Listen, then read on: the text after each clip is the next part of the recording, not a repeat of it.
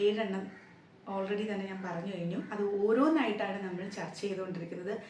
കഴിഞ്ഞ ക്ലാസ്സിൽ നമ്മൾ ക്യാപിറ്റലിനെ കുറിച്ചാണ് പഠിച്ചത്. ഇന്ന് നമ്മൾ കൈകാര്യം ചെയ്യാൻ പോകുന്നത് അസറ്റ്സിനെ കുറിച്ചാണ്. അപ്പോൾ എന്താണ് അസറ്റ്സ് എന്ന് നമുക്ക് നോക്കാം.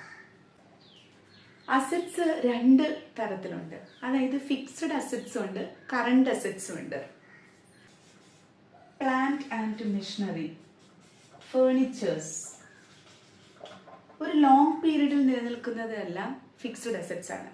നേരത്തെ തന്നെ ഞാൻ പറഞ്ഞിരുന്നു ക്യാഷായിട്ട് കൺവേർട്ട് ചെയ്യുന്നതെല്ലാം അസറ്റ്സ് ആണെന്ന് പറഞ്ഞു.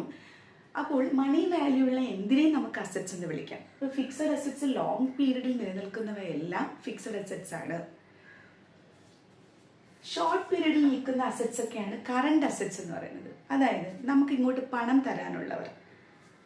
തരാനുള്ളവരെ നമ്മൾ വിളിക്കുന്ന പേര് അക്കൗണ്ടിങ് ടേമിംഗ് അനുസരിച്ച് സൺട്രി ഡെറ്റേഴ്സ് എന്ന്